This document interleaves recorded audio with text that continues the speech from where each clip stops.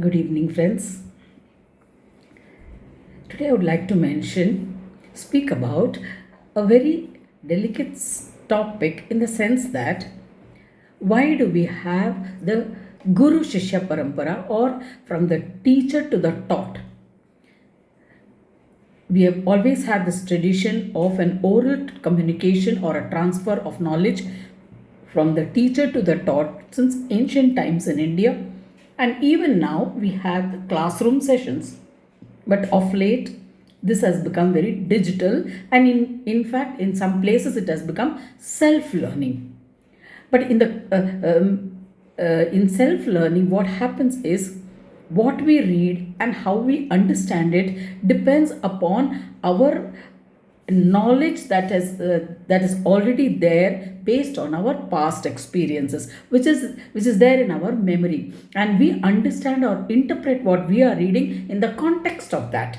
But when a teacher explains it, it becomes he or she brings their wealth of knowledge and gives a context to the understanding of the text in hand or the lesson that has to be learned. So then it gives the right perspective. When in today's learnings, in today's times, times means when we learn through YouTube or even through these channels, there is an automatic AI transcribe that happens. So if we may be even listening, but we read also what is being transcribed. So if you would have noticed, there is a gross difference between what is being said and what is being transcribed on the screen. This gives a total different meaning to what we actually learn from that particular lesson or particular YouTube video. So, and this happens even in news items when there is an automatic AI transcribe. Now, I am not in any way discounting the intelligence of AI, but because of the language differences, pronunciation differences, this AI interprets the words in what is stored for that sound meaning in its memory. With the result, if you will notice in any video you see, there will be always some words which the speaker says one thing and what is transcribed is a different thing. And this often creates a misunderstanding of what is already which is meant to be said, and what is reality. This results in a distortion of reality. Here I would like to mention the concept of Kundalini energy. The Kundalini energy that we have been discussing about, the subtle energy system in the body, in many places, when it is translated into the English language, many places it was written as a serpent power. Now, this Kundalini energy, what do you mean by serpent power? This Kundalini energy is energy, the memorized energy which comes, or the subtle energy body which goes out of our body along with the soul, encapsulated in the soul, and which arrives into the fetus when we are born again, encapsulated in that the 7 energy centers which is there in our body.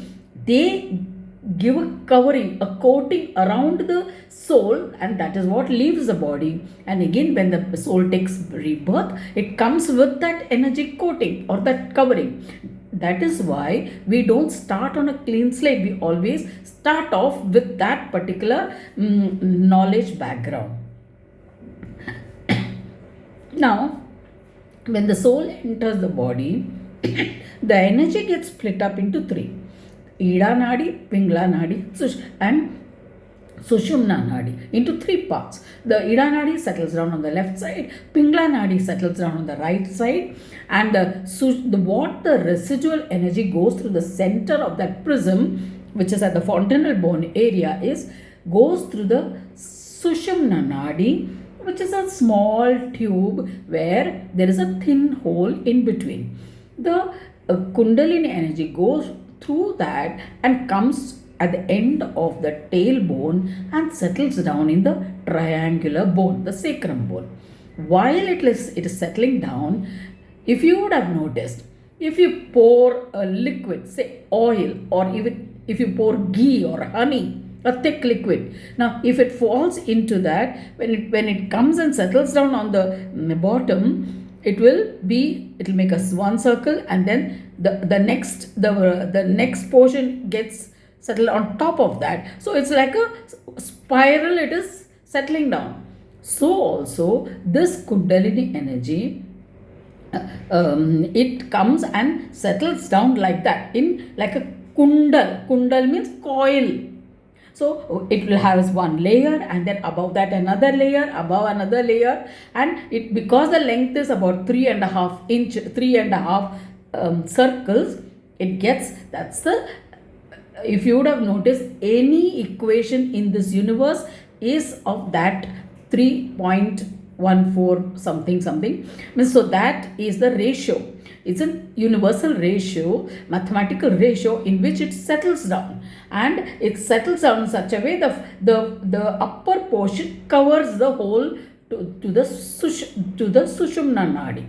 So that's why it is like a coils. So the coil, just like a snake coils around and sits, similarly it is, but that doesn't mean that this is serpent power. This is your own energy power. Just by comparing to a serpent power, you don't become a serpent.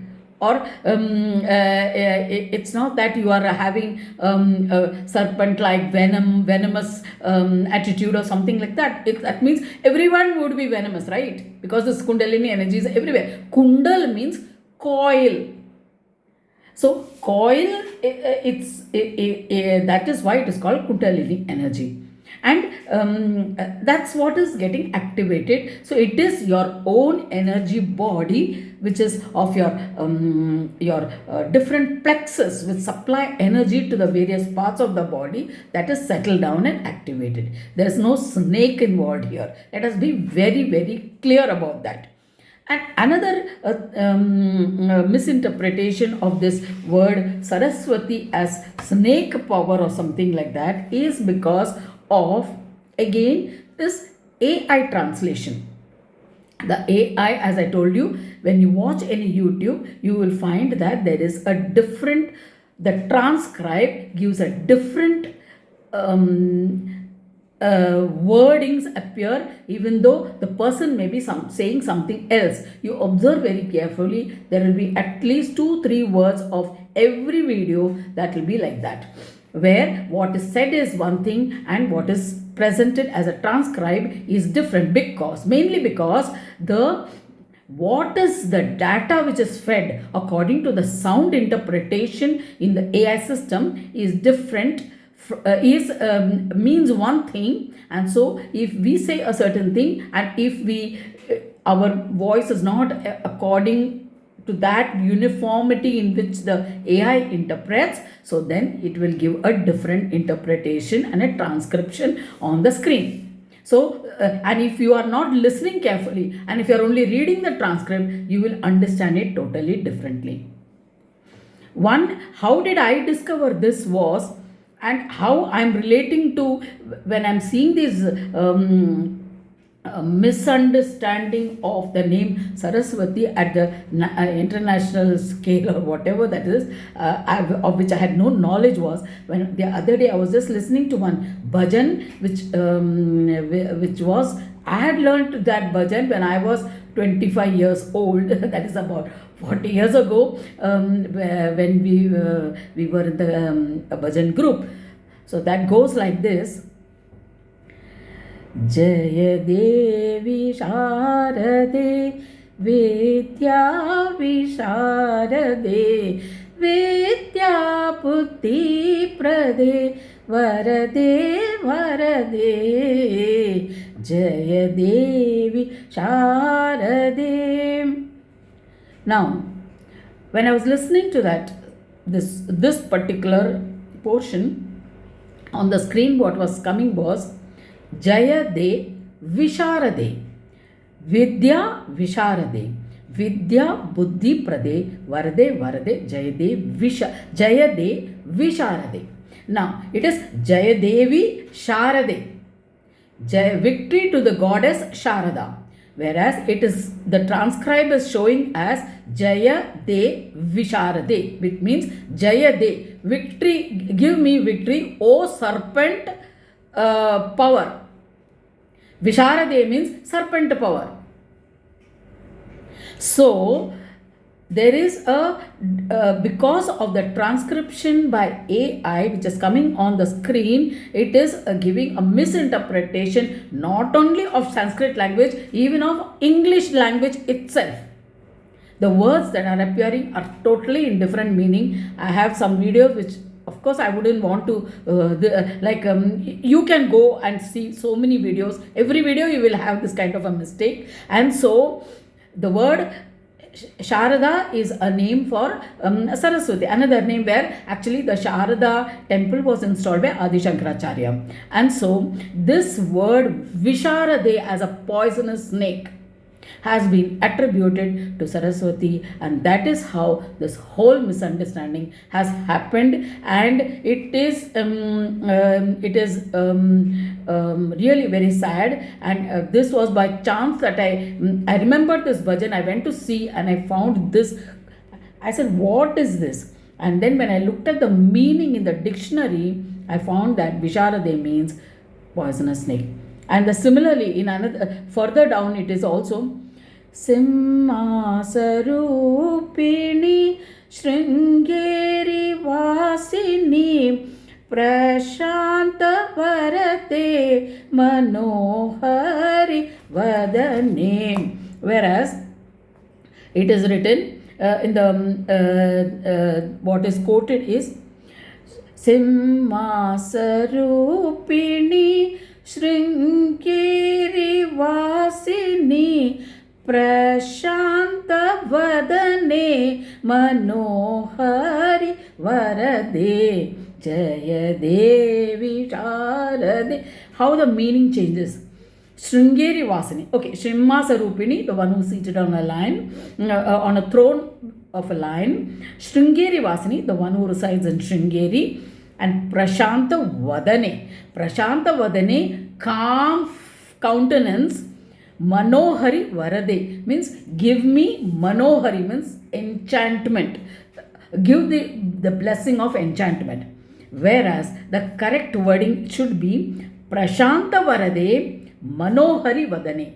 O goddess with a beautiful countenance, give me that Prashanta Varade. Give me the blessing of peace. So when this is interpreted, it becomes a total change of meaning. So this we need to be very careful and either when the I don't know the exact solution for this as far as the AI transcription is concerned. It has to be looked into very carefully because it is causing monumental misunderstandings and unnecessary pain and a lot of difficulty. So that is why we go to a teacher, so that the teacher will interpret correctly, and there will be a proper context, there will be correct understanding of the meaning of the text. So that is why when we go to a teacher, why we are able to learn better from the teacher, it is because we have a trust that they will teach us correctly. So when others trust us, they hand us the power that they would not have otherwise given to someone. When someone trusts us, it is our responsibility to see that we do not betray that trust. It is a trust that we shall not harm one another or deceive one another. When we pass unjust judgments on others, it is because we want to show that we are superior to them in some way. The more inferior we make them appear in our eyes or in the eyes of others, the more superior we feel. More so if that person is a socially or a politically important or powerful person. We often tend to look for the bad points in other people, regard their behavior or something what they said, so that we can brand them as useless or cheap or worthless without considering the circumstances of the situation that have influenced them. It could be that their loneliness, their personal loss, or family circumstances that has led to that. Coming to conclusions in this way and labeling them as that kind of a man or that kind of a woman will only distance ourselves from them and cause disharmony. We betray the trust of many good people who may be dissimilar to us in many ways, but yet their natures may be no less noble than our own. Don't close your heart, even when your feelings have been hurt. For contraction causes its own pain. How others behave towards us is not in our control. But how we treat ourselves and we behave towards ourselves when our feelings are hurt is entirely in our hands. We are hurt only when we expect something from another. Quite often, we fall a victim to the same expectations even after experiences of earlier failures. This is what hope does to us. Misplaced hope will always cause havoc with the heart until realization.